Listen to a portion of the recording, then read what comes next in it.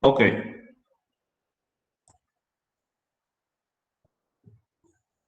Como saben, estas presentaciones son como apoyo para el profesor. Entonces, en las bibliografías que están en el aula virtual, estarán los libros correspondientes a cada capítulo que estaremos desarrollando para mayor entendimiento y comprensión de los temas.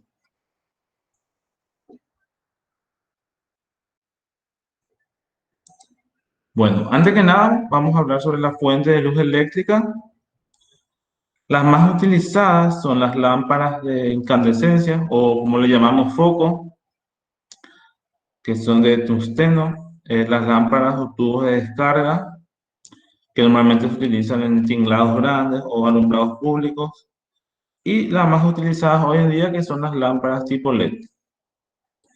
De manera que para modificar la distribución de luz de la lámpara se emplean luminarias o aparatos de alumbrado, de manera que puedan concentrar la luz, que son los reflectores, para poder repartir la luz, que serían los refractores, o aquellas que atenúan el brillo de las lámparas, que son los difusores. Entonces, aquellos artefactos que normalmente se utilizan en cualquier instalación de luminarias. En cuanto a las lámparas incandescentes,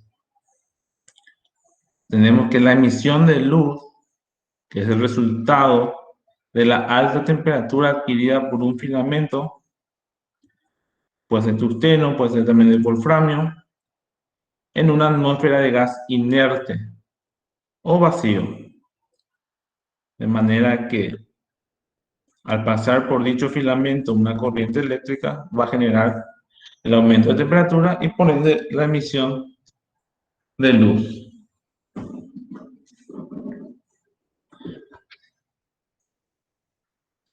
En cuanto al rendimiento luminoso de estas lámparas, es muy pequeño. Sería una desventaja de estos tipos de lámparas.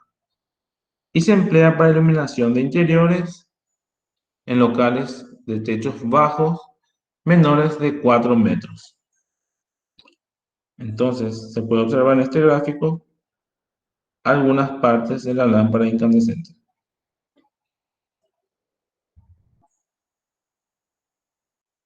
En cuanto a las lámparas de descarga, la emisión de luz es el resultado de la descarga eléctrica, ya sea a través de los gases o vapores metálicos, en donde la descarga se realiza aplicando al tubo una tensión superior a un valor crítico. Entonces, dependiendo del gas y de la presión que tenga la lámpara, se va a necesitar un tipo o un valor determinado de tensión eléctrica. De manera que una vez iniciada la descarga, la resistencia de la lámpara disminuye, por lo que permitirá limitar la intensidad, la cual es necesaria para el empleo de bobinas, que son las reactancias. Y en algunos casos, transformadores de dispersión que se utilizan en estos tipos de lámparas. En cuanto al tipo de lámparas de descarga, las más utilizadas son las lámparas de vapor de mercurio a alta presión, la cual da un color blanco azulado y tiene un buen rendimiento luminoso. Se puede emplear tanto en alumbrados públicos como en industrias.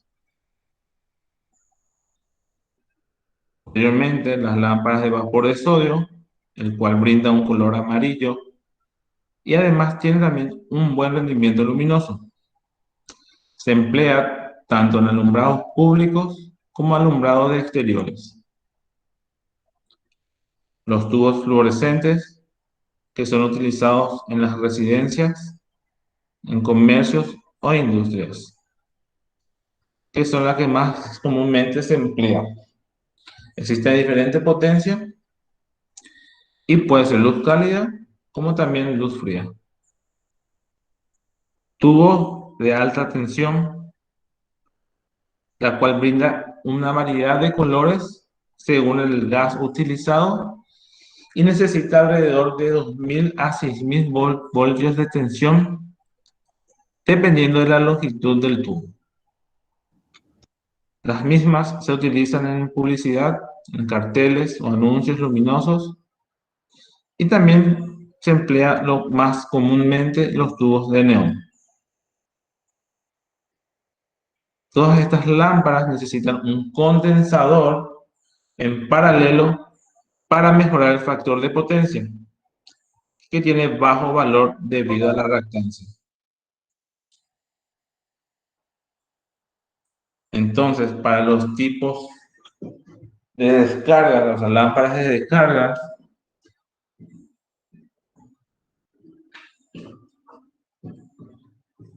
normalmente, como vimos en el enunciado, emplean reactancias, las cuales son bobinas, y al utilizar un gran número de estos tipos de lámparas, lo que hace es que disminuya el factor de potencia de la instalación eléctrica.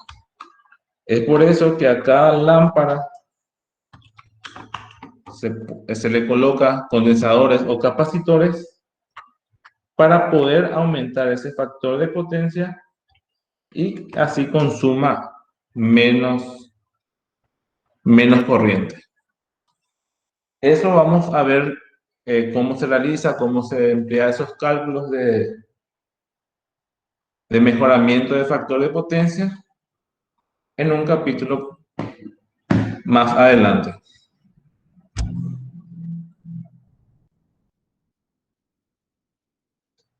Siguiendo con la misma lámpara, todas estas lámparas necesitan de elementos de encendido, ya sea reactores, ignitores y arrancadores. Poseen la ventaja de una vida útil prolongada entre 3.000 a 20.000 horas, además de poseer un buen rendimiento. La gran ventaja que se tiene es el bajo factor de potencia a causa de las reactancias, y como vimos, se le agrega capacitores para compensarlo. Tengan en cuenta que dicho capacitor no es necesario para realizar el elemento de encendido de estos tipos de lámparas.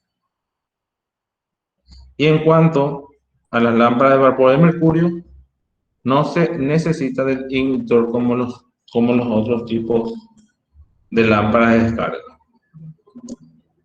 En esta figura podemos observar el circuito de estos tipos de lámparas. Tenemos la fuente monofásica, fase neutro, el condensador o capacitor que está conectado en paralelo a la fuente, y tenemos el balastro o la reactancia seguida por la lámpara en cuestión. Este condensador se emplea, como vimos, para mejorar el factor de potencia del circuito. Aquí podemos apreciar las partes de la lámpara de vapor de mercurio. En esta primera zona podemos apreciar el circuito con el reactor, el resistor de partida para poder realizar el encendido, el tubo de arco y los electrodos principales, como también los electrodos auxiliares que constituyen el conexionado de la lámpara de vapor de mercurio. Y a la derecha tenemos las partes que componen dicha lámpara.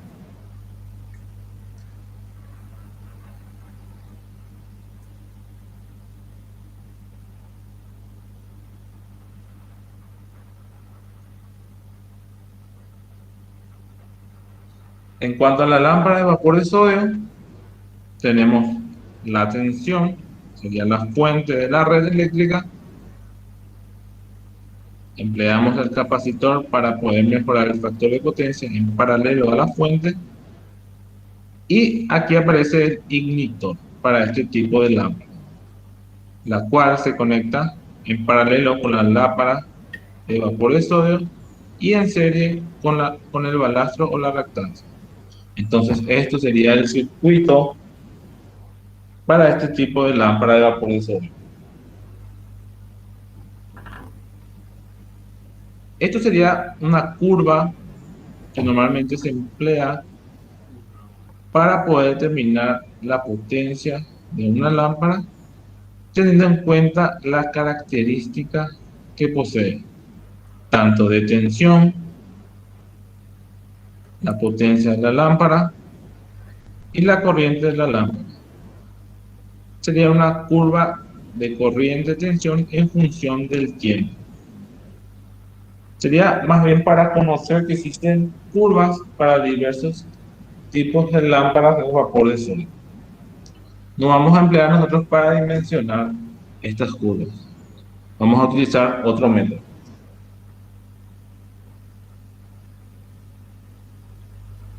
El elemento de encendido que utilizan estos tipos de lámparas son el reactor, el cual es responsable de la estabilización de tensión, mantiene un nivel de tensión y corriente a un valor requerido por la lámpara. Depende de la lámpara para poder utilizar un tipo de reactor. En este reactor o en los reactores normalmente vienen impresos el factor de potencia, la tensión de trabajo de la lámpara y el circuito de conexión. Sería como una placa que poseen estos reactores, la cual brinda estas características. El emitor, que son elementos utilizados en las lámparas de vapor de sodio y de vapor metálico, el cual genera una serie de pulsos de alta tensión entre 1500, 2500 hasta 4500 voltios a fin de iniciar la descarga en la lámpara, de manera a poder hacer que interactúen los electrones del, del sodio dentro del gas, puedan interactuar entre ellos de manera que puedan variar la temperatura y por ende encenderse. Y luego está el arrancador, que son utilizados en las lámparas fluorescentes. Están constituidas por un pequeño tubo de vidrio dentro del cual están colocados dos electrodos en los extremos y está inmerso en un gas inerte, donde la misma es responsable de la formación inicial del arco, el cual permitirá establecer un contacto directo entre los electrodos. Entonces, una vez que existe una inducción a este gas, de manera que pueda alterar el electrón que posee el gas, entonces, una vez que exista esa variación, va a llegar a un punto en que existirá un contacto directo entre estos electrodos. Y hay que tener en cuenta que solamente uno de los electrodos está constituido por una lámina bimetálica. Eso sería como la característica de estos tipos de fluorescentes. También vamos a recalcar siempre que estas lámparas poseen, por emplear estos elementos de encendido bajo factor de potencia, y se debe corregir a un valor de 0,80 como mínimo, y según el pliego de la ANDE pide un valor de 0,92. Profe, ¿Sí? yo tengo una pregunta. ¿Por qué ese valor es de Esto sería por... 0,92? ¿Cómo? Y ese valor de 0,80, ¿por qué? ¿Por qué? ¿De dónde sale? Bueno, este factor de potencia, no sé si ya vieron con el ingeniero Sosa lo que es la definición de factor de potencia. Entonces, esto depende, por ejemplo, de un valor de una lámpara de 100 vatios, va a consumir una cierta corriente con un factor de potencia. Normalmente los arrancadores o las reactancias tienen un valor de 0,5, 0,4. Entonces, ¿eso qué hace? Consume mucha corriente. Entonces, para que pueda disminuir la corriente, pero siempre permitiendo la potencia la cual necesita la lámpara. Lo que se hace es agregar condensadores para aumentar ese factor de potencia. Va a disminuir la corriente de consumo, pero siempre va a tener la misma potencia. Estos valores mínimos son, ¿por qué? Porque si tenemos en una residencia un factor de potencia de 0,5, la corriente va a ser excesiva que va a entregar, va a ser mucha corriente. Por ende, una ventaja va a ser que al mejorar el factor de potencia, vas a disminuir la corriente y por ende vas a utilizar secciones de conductores mucho menores. Además, a la AND le va a servir porque vas a entregar menos corriente, pero vas a tener siempre presente el valor de potencia que vos necesitas. No sé si se llegó a entender, Sí, profe, muchas gracias. ¿vale? Este valor está en el reglamento de la ANDE, es el mínimo, pero el pliego que es un poco más actualizado también, que también es la ANDE, pide un valor de 0,92. En esta lámina vemos el ignitor, como es físicamente, y diferentes circuitos que emplean estos inyectores con sus reactores y las lámparas en cuestión. Es más bien para conocer los diferentes circuitos que se tienen. No es necesario saber de memoria esto. Siempre van a tener ustedes, si es que se interesa, en los circuitos ya montados y ahí es cuestión de realizar el montaje.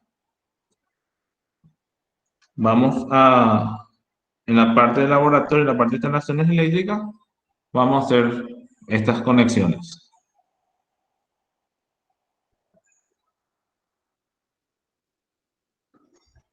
Esto sería lo que vimos anteriormente, el capacitor, que se conecta en paralelo a la fuente de manera a poder realizar el mejoramiento del factor de potencia. Hay que tener en cuenta que se conecta después del interruptor, de manera que solo funcione cuando la lámpara está encendida.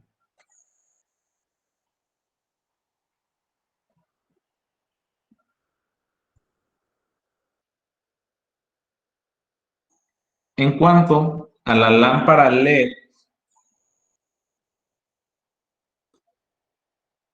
tenemos que es un diodo emisor de luz cuando es polarizado en forma directa. El positivo de la fuente al ánodo y el negativo de la fuente al cátodo. Entonces sería todo el positivo y el negativo. Normalmente se utilizaban estos tipos de lámparas como señalizadores en componentes electrónicos, como pueden ser fuentes, equipos de audio, TV, entre otros.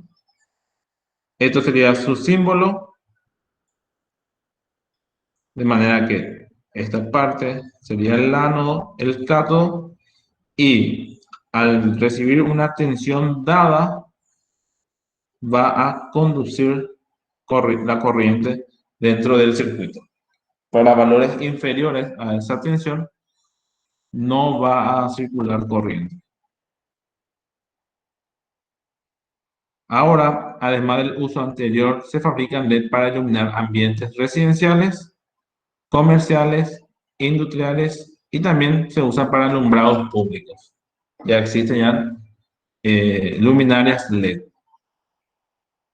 La ventaja de estas lámparas son su consumo, que es menor, el nivel de iluminación es bueno y la vida útil se prolonga a más de 20 horas.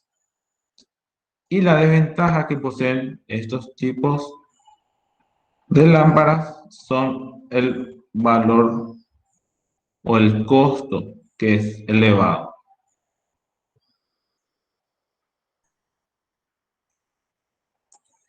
Entonces, los diodos Profe, funcionan. ¿Sí? el plafón no tiene como lámparas LED. ¿Cuál? El plafón. Creo que sí, o sea, no recuerdo bien ahora, pero creo que sí. Porque esas son más baratas, por ejemplo, que usar un conexionado de ¿cómo es? Los focos, los fluorescentes, por ejemplo. Sí, pues tener en cuenta también el nivel, la potencia que tienen eso. Claro, Que o sea, tiene mucho más potencia que un fluorescente. potencia eléctrica. O tienen la mayor Mayor lumen. iluminación tiene. Tiene mayor lumen y consume menos potencia. Sí. Sí, es una gran ventaja eso. Ah.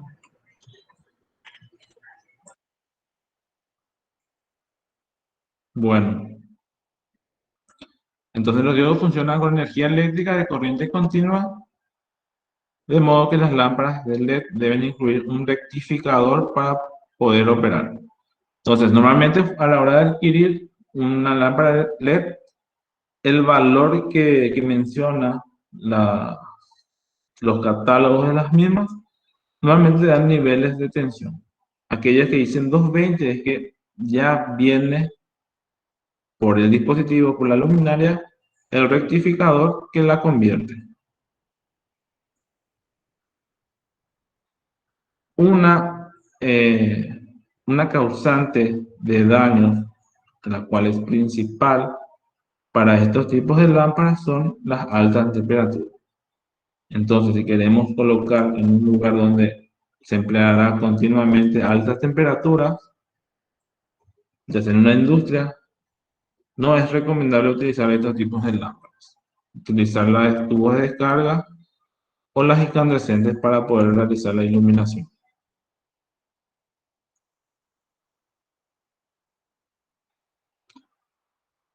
Como un solo LED posee un bajo nivel de iluminación, se emplean varios LED.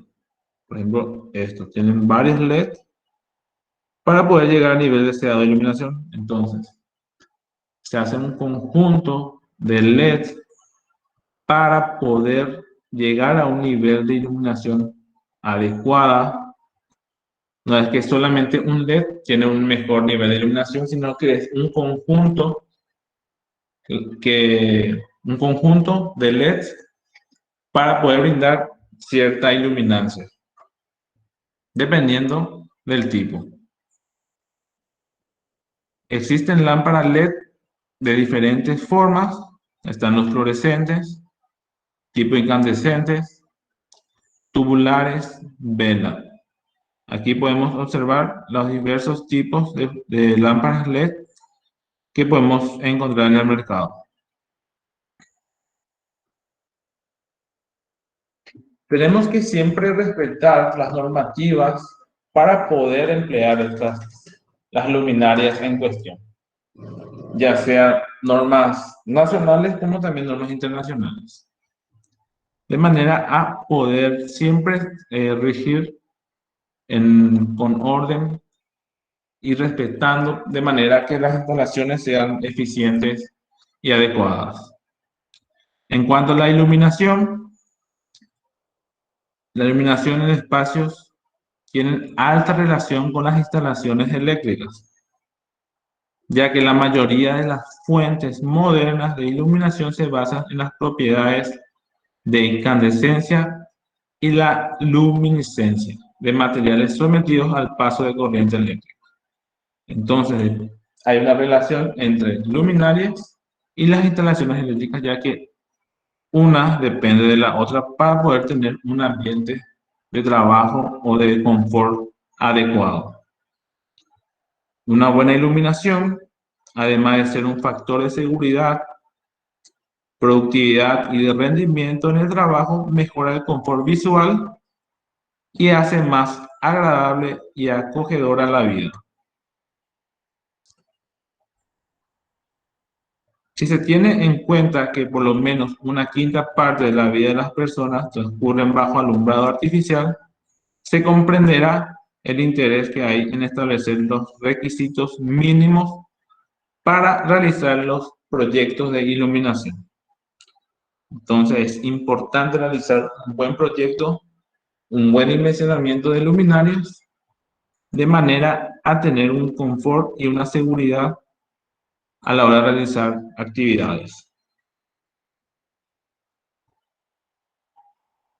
En cuanto al diseño de iluminación, el diseñador de una instalación eléctrica de uso final deberá tener en cuenta requerimientos de iluminación adecuados, con el uso y el área o espacio luminar que tenga la edificación objeto de la instalación eléctrica. Entonces, el diseñador tiene que tener en cuenta varios factores y requerimientos para poder realizar el dimensionamiento. Dicho diseñador debe comprender algunas condiciones esenciales. La primera es la de suministrar una cantidad de luz suficiente para el tipo de actividad que se desarrolle, dependiendo de la actividad, por ejemplo, para un hospital, para una industria, para una sala, para un comedor. Existen niveles de iluminaciones acordes a cada zona. En cuanto al método y los criterios de diseño y cálculo de la iluminación, debe asegurar los valores de coeficiente de uniformidad adecuados a cada aplicación. Debe tener en cuenta las causas de deslumbramiento que puede ocurrir o se puede presentar,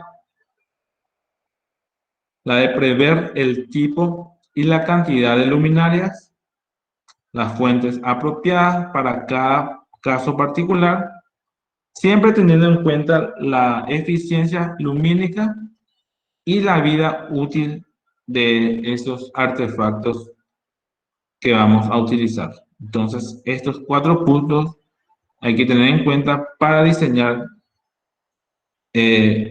un nivel de iluminación en una determinada área. Profe, ¿qué significa, o sea, las causas de deslumbramiento que son? Más adelante vamos a ver las definiciones. Ok.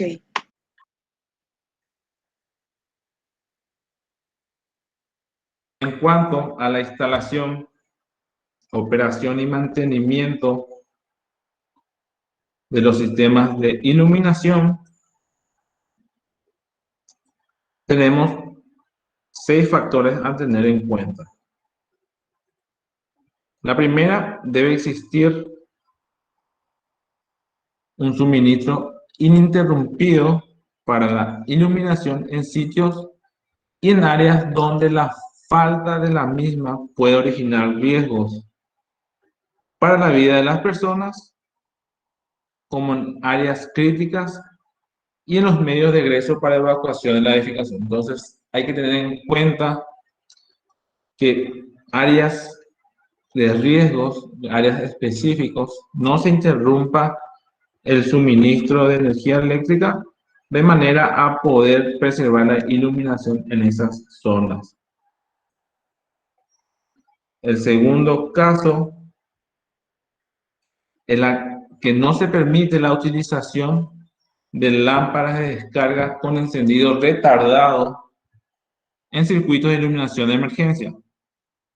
Normalmente se utilizan tipo LED por su rápida acción de encendido. Los alumbrados de emergencia equipados con grupo de baterías deben permanecer en funcionamiento un mínimo de 60 minutos. Los residuos de las lámparas deben ser manejadas cumpliendo la regulación sobre manejo de desechos. En cuanto a los lugares accesibles a personas donde se operan máquinas, ya sea rotativas, la iluminación instalada debe diseñarse para evitar el efecto de estroboscópico, o sea, que no existan sombras.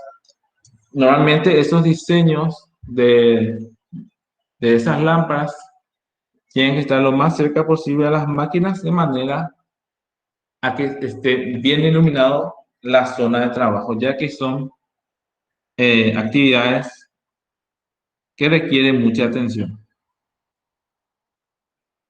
Y por último, se debe atender las recomendaciones de mantenimiento y sustitución oportuna de las fuentes lumínicas. Hay que realizar mantenimiento de los artefactos eléctricos de luminarias y tener en cuenta la vida útil para posteriormente sustituir esas lámparas que ya cumplieron su vida útil.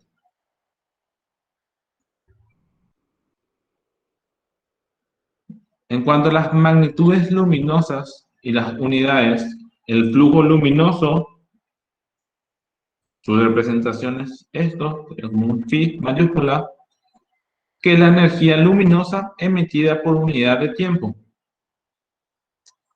Unidad de medida del flujo luminoso es el lumen y su valor normalmente viene dado por el fabricante o por el catálogo de la lámpara del fabricante, y su rendimiento luminoso es la relación entre el flujo que emite y la potencia que consume. Entonces, el rendimiento de una lámpara está dado por el flujo y la potencia que consume, la potencia activa que consume la lámpara. Sería el lumen por vatios. Otro punto, otra magnitud a tener en cuenta es la intensidad luminosa,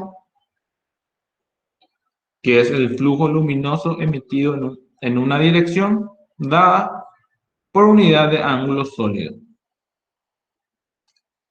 Esteroradiano. Esa es la definición para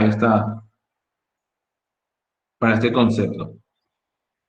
La unidad de medida de la intensidad luminosa es la candela, la cual es la unidad patrón del Sistema Internacional de Unidades.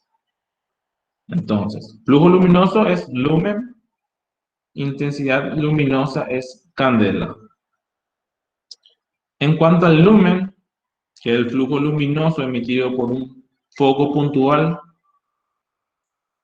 de una candela de intensidad sobre una porción de superficie esférica de 1 metro cuadrado a la distancia de 1 metro. O sea, que el lumen va a ser esto. Sería el flujo luminoso emitido por este foco de una candela de intensidad sobre una porción de superficie esférica, y es aquí donde se forma el ángulo sólido. Entonces la intensidad va a ser el flujo sobre el ángulo sólido. Y el ángulo sólido es la superficie dividido la distancia A desde el punto o desde el foco que emite la iluminancia hasta la zona esférica.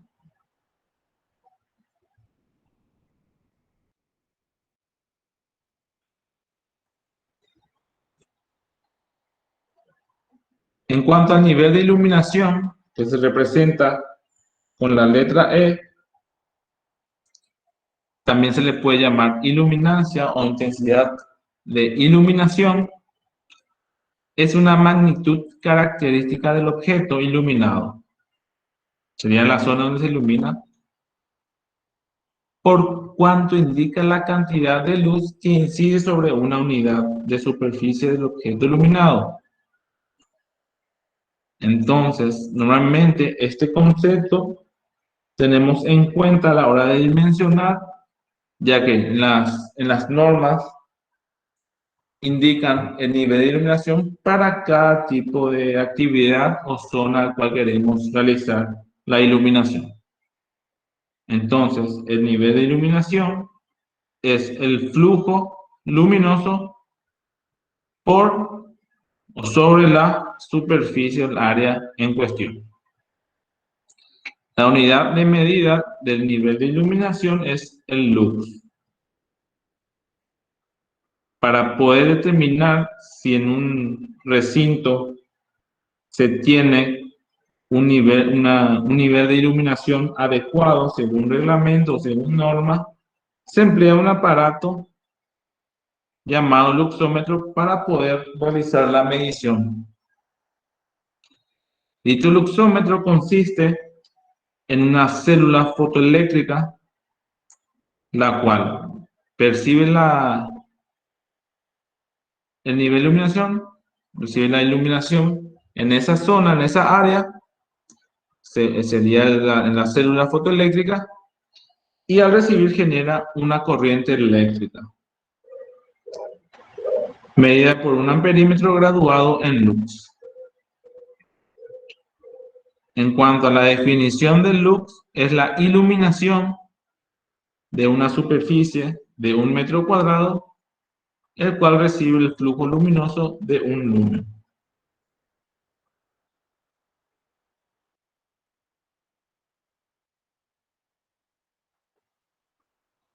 Otra magnitud a tener en cuenta es la luminancia o brillo, se representa con la L mayúscula, el cual es la intensidad luminosa en una dirección dada por unidad de superficie aparente, luminosa o iluminada. Entonces tenemos el área en cuestión y según la dirección que posee la haz de luz, se tiene una luminancia según la dirección, se posee una superficie aparente del cual está iluminado. La unidad de medida sería nit, pero también se emplea la relación candela por centímetros cuadrados.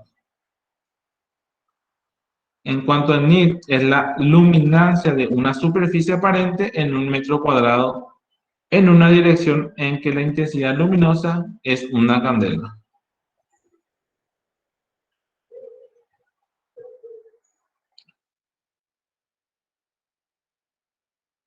Aquí no tenemos escrito lo que es deslumbramiento, faltaría agregar eso, pero el deslumbramiento sería como un fenómeno que se tiene o sea, que tiene la visión, el cual puede producir molestias,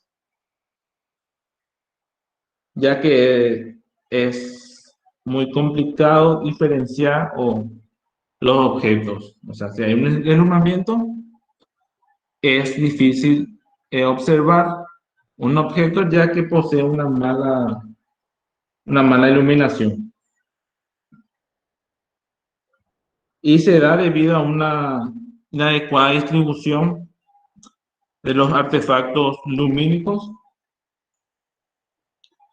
o como también se puede dar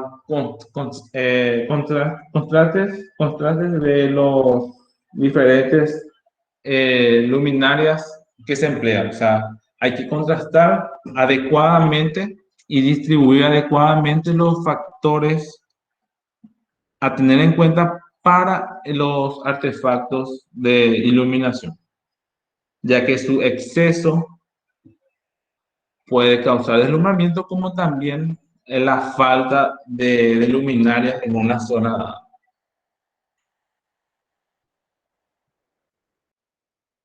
En cuanto a la iluminación, los factores que se tienen en cuenta son el flujo luminoso, el tipo de reflector que se utiliza en la lámpara,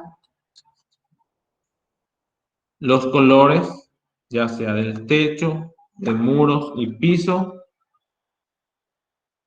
y también tener en cuenta la altura de la lámpara o del artefacto que conlleva la lámpara y el lugar donde se va a necesitar la iluminación adecuada,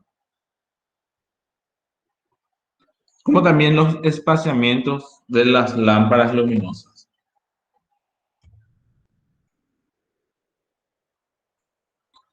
Tenemos que tener en cuenta también los sistemas de iluminación que pueden ser directa en donde la mayor parte del flujo luminoso se envía hacia la superficie que se quiere iluminar. La semidirecta, donde una pequeña parte del flujo luminoso llega a la superficie por iluminar, ya sea por reflexión. Luego están las difusas, donde hay una distribución 50 y 50, tanto 50% de la iluminación recibe el área donde queremos iluminar y otro 50% es la reflexión que se lleva. La semidirecta, en donde la mayor parte del flujo luminoso llega por reflexión, y la indirecta, donde la mayor parte del flujo luminoso llega a la superficie a iluminar solamente por reflexión. O sea, por reflexión solamente se tiene una iluminación en la área en cuestión.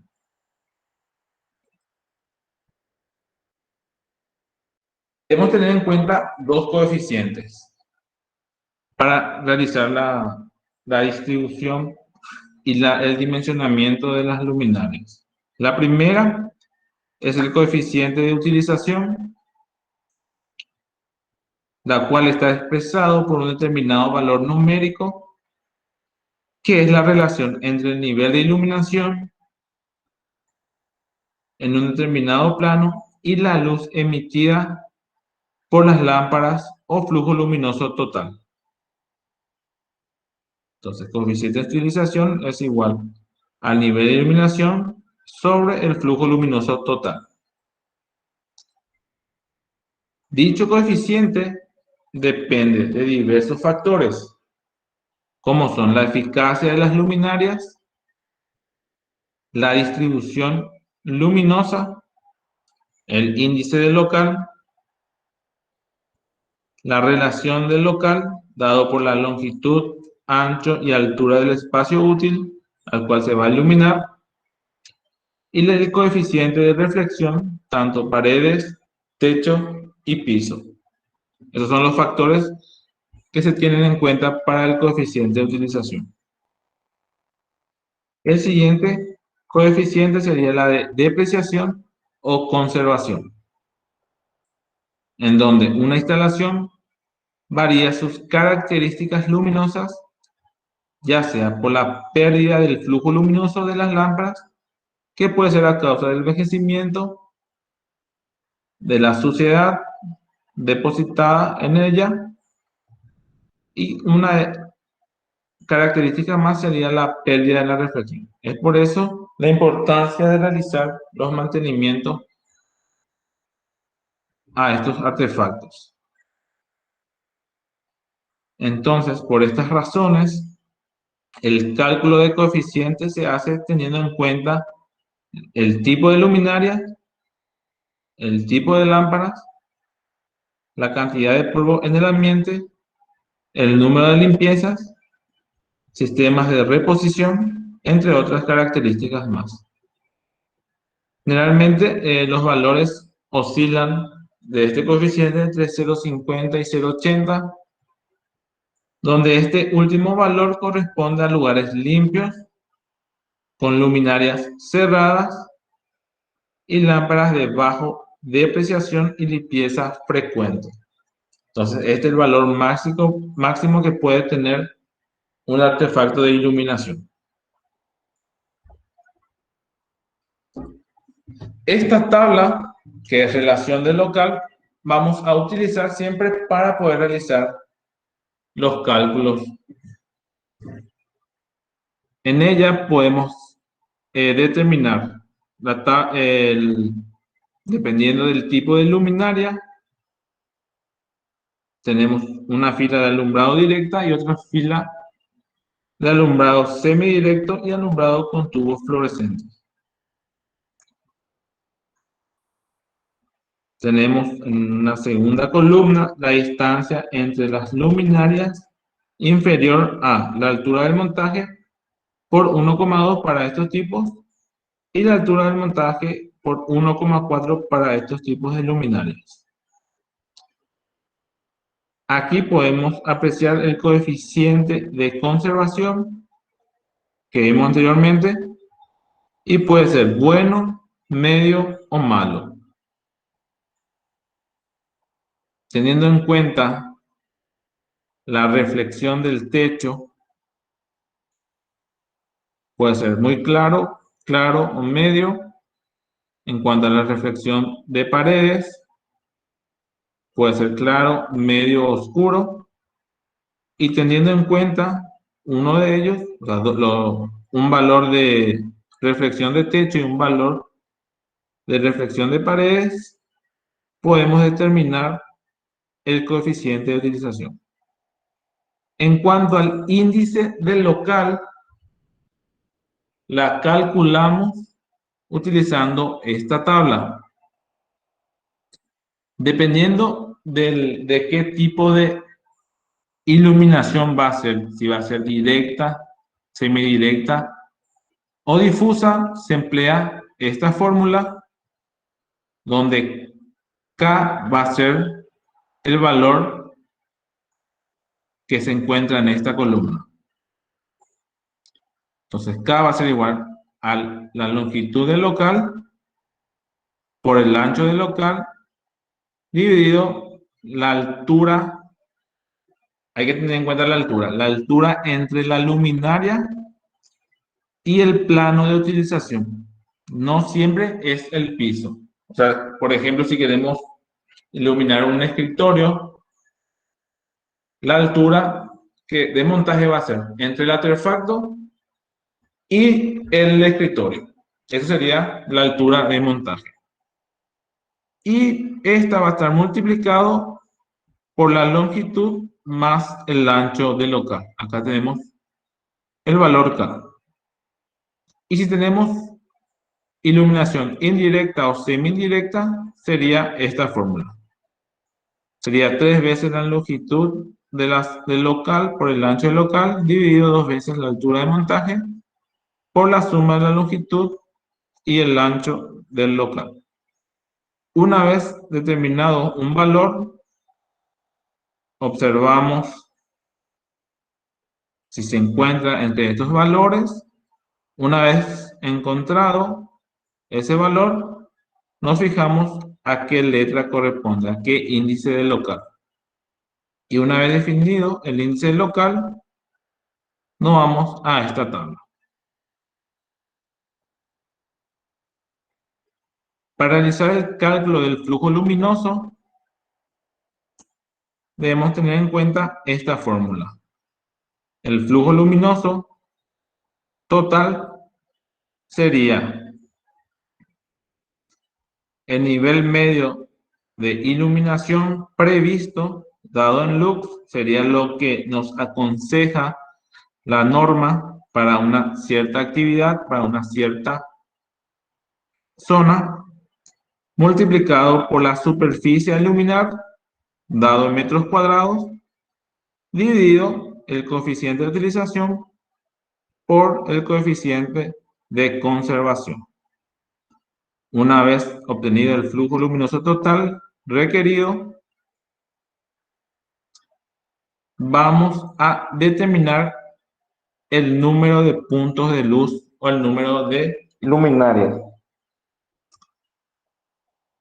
Normalmente se selecciona ya qué tipo de lámpara, qué característica vamos a utilizar para una zona, y lo que hacemos para determinar el número de puntos sería dividir el flujo luminoso total necesario calculado anteriormente dividido el flujo nominal de las lámparas contenidas en cada luminaria.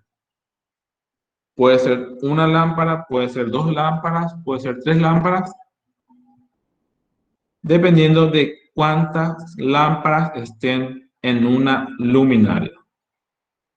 Si tenemos 3 lámparas en una luminaria, sería el flujo nominal sería 3 veces el flujo nominal de esa lámpara. Y posteriormente se realiza la distribución de los puntos de luz.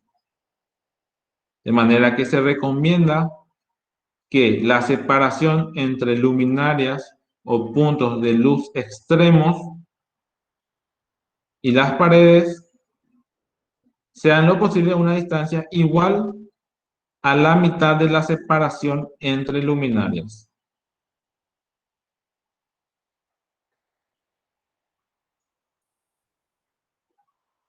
Entonces, si mide esto 2 metros, tanto la distancia entre paredes tiene que ser d sobre 2. Si esto mide 2 metros, esto tiene que ser dividido 2. Y al igual esto, si esto mide 3 metros, esto va a ser 1,5.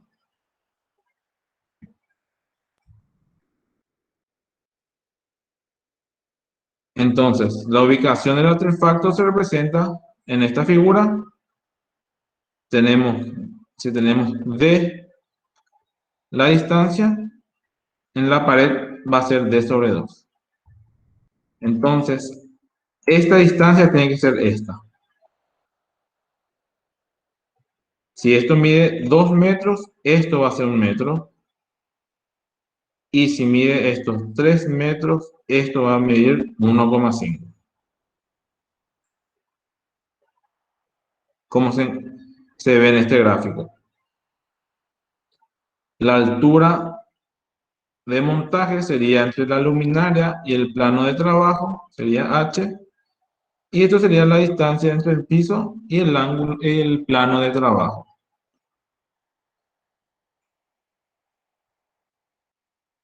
De manera a sentar la metodología desarrollada anteriormente, vamos a hacer un ejercicio de aplicación. Nos dice que cómo se debe colocar las luminarias en un local destinado para oficinas cuya iluminación debe ser directa y cuyas paredes y el cielo raso tienen un color claro. El local tiene 16 metros de longitud o de largo, 10 metros de ancho y 2,80 metros de altura. Y se desea obtener un nivel de iluminación de 600 luxes por metro cuadrado. Y nos solicita emplear luminarias con 4 tubos fluorescentes de 40 vatios. O sea, en un artefacto va a haber 4 fluorescentes de 40 vatios con un flujo luminoso de 3200 lúmenes cada tubo. Entonces, el primer criterio a tener en cuenta es la relación del local. Hay que hallar primero el índice local. Para ello, debemos de tener en cuenta si es directa, si es indirecta, si es difusa. En este caso es directa, entonces empleamos esta fórmula. 16 por 10 dividido 2 metros, entonces consideramos 2 metros como la altura de montaje. En algunos casos se va a especificar la altura de montaje. Acá faltó agregar eso, de cuánto estaba el escritorio o la mesa en cuestión para poder determinar los 2 metros. En este caso es 0,8 del nivel del piso hasta el nivel de trabajo. Entonces H es 2 metros. Por la suma de la longitud y el ancho del local. Tenemos 3,08. Entonces, para el índice local, a la relación del local que se obtuvo anteriormente, que es 3,08, según la tabla,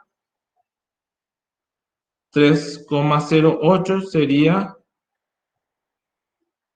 acá está, sería C, entre 2,75 y 3,50. Entonces, el índice local es C. Posteriormente vamos a determinar el factor de reflexión. Como menciona que el cielo raso y las paredes son de color claro, vamos a tomar 70% para el techo y 50% para las paredes. Reflexión del techo, claro, 70%. Reflexión de paredes, claro, 50%.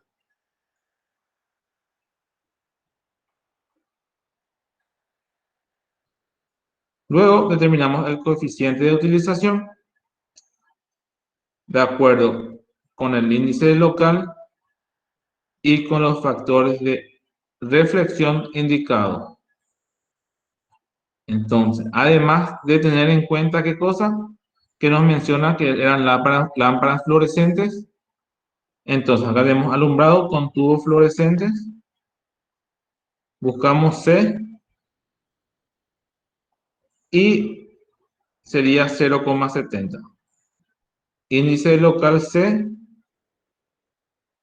70% de reflexión del techo, 50% de reflexión de paredes, tenemos 0,70.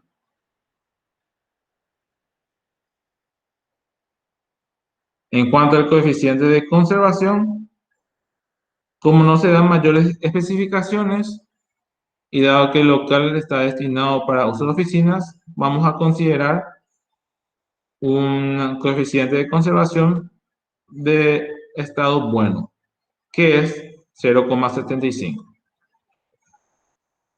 Entonces, el flujo luminoso total necesario para esa zona sería el nivel de iluminación que necesita esa zona, que es 600 luxes por metro cuadrado, por la superficie, que es 160, dividido 0,70 por 0,75. Nos da este valor. Y para determinar el número de puntos de luz o cuántos artefactos se va a colocar, se divide el flujo total dividido el flujo de un artefacto. Y un artefacto tenía un flujo luminoso de 3200, pero cada artefacto tiene 4 tubos, entonces el flujo de un artefacto sería 12.800 lúmenes. Y tenemos un valor de 14,29 puntos de luz. Como no podemos colocar esto, normalmente se redondea al valor superior inmediato, que sería 15. Se va a emplear 15 luminarias para la zona en cuestión. En cuanto a la separación entre puntos, como son 15 luminarias, podemos ubicar 5 luminarias a lo largo y 3 luminarias a lo ancho. Entonces, vamos a determinar la separación en el sentido longitudinal. Entre luminarias sería 16, que es la longitud de la zona, dividido la cantidad de luminarias, sería 3,2 metros. Y entre pared y la luminaria sería 3,2 dividido 2, que es 1,6 metros. Y en sentido transversal, la longitud del ancho de la zona, dividido 3, sería 3,3 metros. Y entre pared y luminaria sería 3,3 dividido 2, nos da 1,65 metros.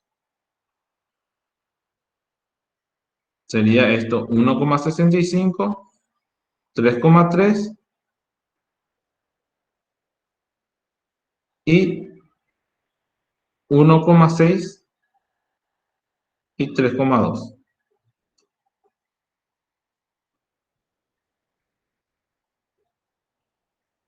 La distancia entre luminaria para poder verificar,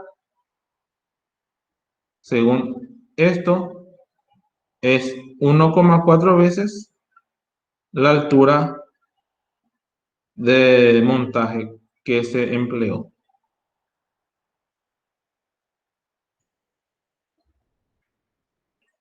Y lo que tenemos que tener en cuenta una vez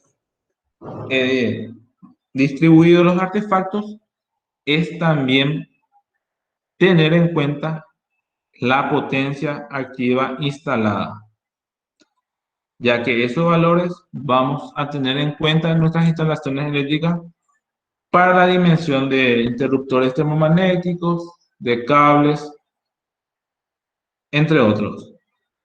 Además de considerar la potencia total de la residencia. Entonces, siempre tienen que quitar también el valor de potencia instalada para la cantidad de artefactos de iluminación que tiene.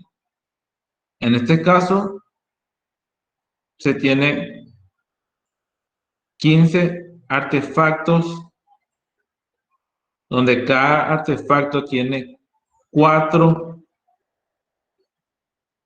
fluorescentes, y como son tubos fluorescentes, tiene su reactancia. La reactancia también consume energía, también consume potencia, y normalmente es un valor de 10 vatios que consume.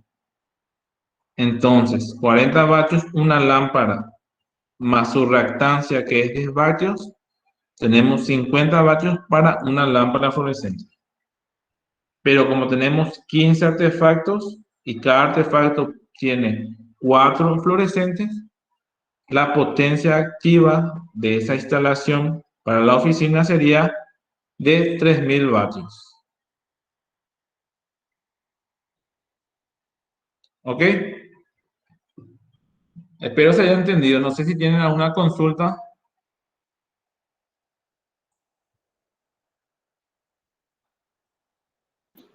Ninguna, profe. También, no sé si se fijaron, en el aula virtual dejé 2 ejercicios resueltos más que esta. Entonces traten de leer la parte de las metodologías, tener en cuenta las normativas y cómo se diseña para tener en cuenta, y también la metodología para asentar bien esas metodologías ya que van a utilizar para realizar el dimensionamiento de los artefactos para sus residencias. Y luego va a aparecer la tarea, no sé qué ya apareció. Profe, ¿cómo ¿Sí? sabes que era 0,75 en el quinto paso? Bueno, aún puedo observar el PDF. Sí, pero está en el paso. Ahí está. Ya. Sí. Acá dice, coeficiente de conservación. En el enunciado no especifica, pero vos como diseñadora vas a tener en cuenta en qué zona se va a iluminar. Como es oficina, normalmente vos necesitas una claridad y una buena iluminación. Entonces, se considera bueno. Vos también podés definir si es medio o si es malo. Siempre vos tenés que especificar qué criterio estás tomando. A no ser de que el enunciado te indique explícitamente qué tipo de coeficiente o qué tipo de coeficiente de conservación vas a utilizar, qué nivel va a ser. En este caso es bueno. Y si te dice que es un nivel bueno, el coeficiente de conservación, vos lo que haces es te va a la tabla. Y acá está la columna de coeficiente de conservación. Y están bueno, medio y malo. Bueno, medio, malo. Entonces, como era artefacto de tubo fluorescente y es bueno, es 0,75. ¿Ok? ¿Y en qué caso sería malo, por ejemplo? Sería no sé, en un taller o en una fábrica donde no se hace mantenimiento, donde hay Ah, mucho polvo y eso. ok. ¿Sí? Sí, sí. ¿Otra consulta? Si no tienen consultas, podemos dejar la clase hasta acá.